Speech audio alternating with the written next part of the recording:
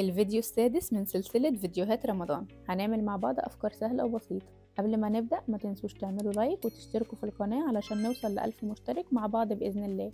يلا بينا نشوف أول فكرة. أول خطوة، أنا قصيت دايرة من الفوم الجليتر، هنقلبها بقى على ظهرها وهجيب طبق هنعمل بيه دايرة أصغر منها شوية.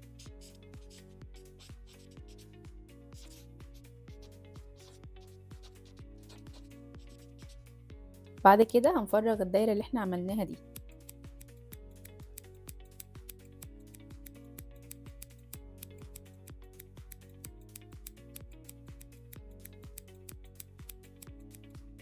ده كده شكل الطارة اللي احنا عايزينه. انا عملت بقى واحدة كمان زيها بالظبط بس كرتون، هلزقها في ظهرها علشان تكون متينة. هنلزقها بالشمع بالشكل ده.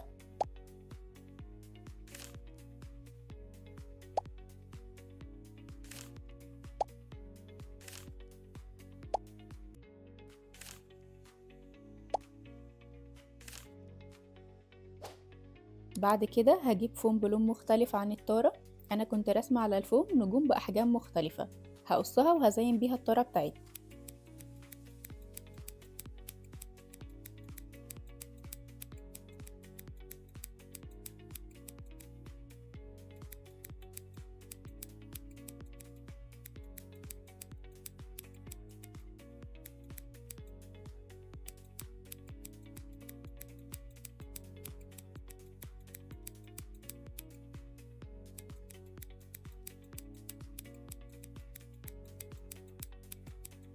كده خلاص قصينا النجوم كلها، ورسمت كمان الهلال ده بالطريقة المعتادة بتاعتنا اللي هو نص دايرة، هفرغه بالمقص.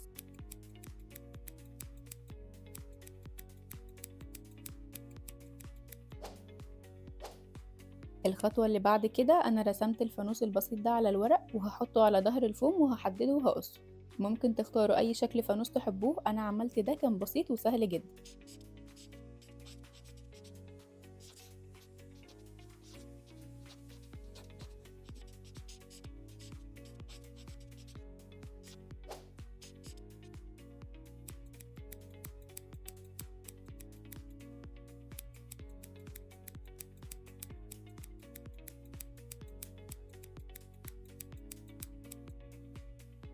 بعد كده قصيت شرايط من الفوم الفوشيا ونجوم صغيرة وهلال هزين بيهم الفانوس. هنبدأ بقى نجمع الفانوس ونلزقه بالشكل ده.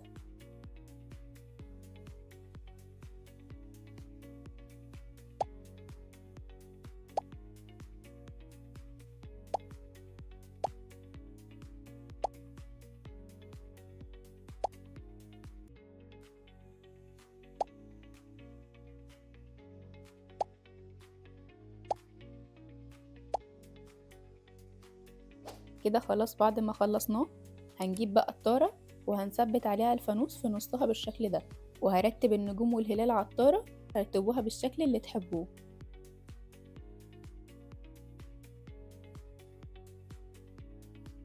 بعد ما رتبناهم هنلزقهم بقى بالشمع.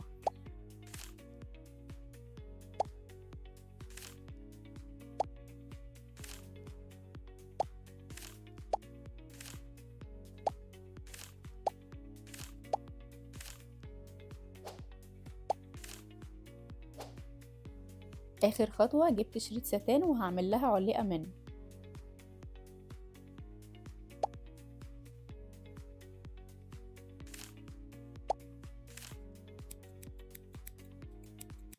وهحط قطعة الفوم دي عليها عشان اثبتها اكتر. وبس كده خلاص خلصت، شكلها بقى تحفة والوانها جميلة ومبهجة. لو عجبتكم الفكرة هستنى رأيكم الجميل في الكومنتات.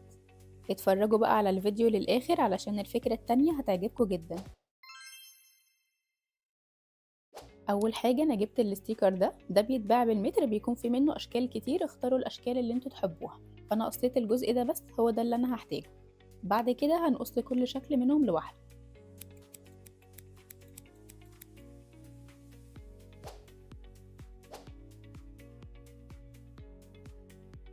هجيب بقى قطعتين كرتون وهثبت عليهم الاشكال دي. هناخد اول شكل عشان نعمله. انا هبدأ افك الستيكر بالراحة علشان ما يتقطعش مني. هفك الطرف بتاعه من جنب واحد بس.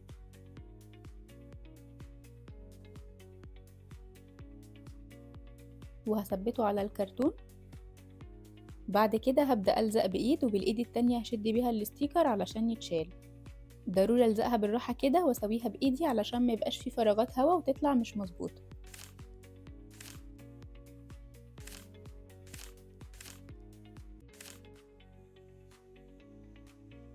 بعد كده هلزق الأجناب بالشكل ده.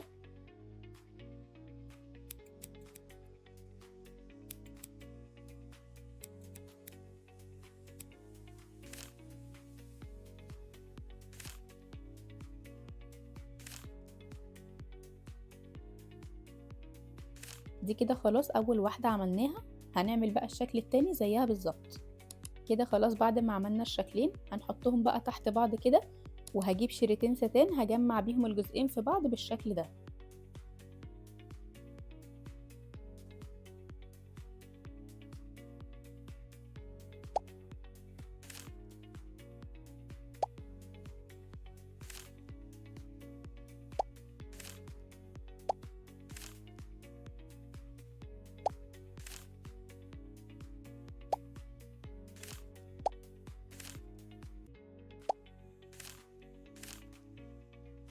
بعد كده بقى هنعمل علاقة من الستان برضو.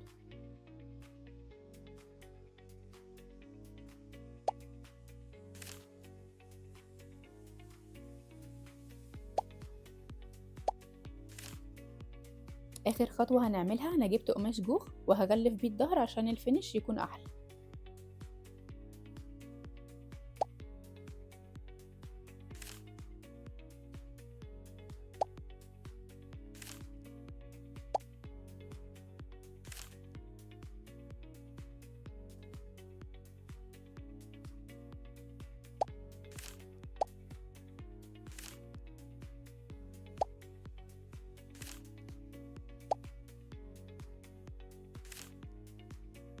وبس كده خلصنا، عملنا ديكور بسيط لرمضان بخطوات سهلة وبسيطة. لو وصلتوا لحد هنا من الفيديو ما تنسوش تعملوا لايك وسبسكرايب وتفعلوا زر الجرس علشان يوصلكوا كل جديد هعمله بإذن الله. وكل سنة وانتم طيبين وبخير يا رب. رمضان كريم عليكم جميعا.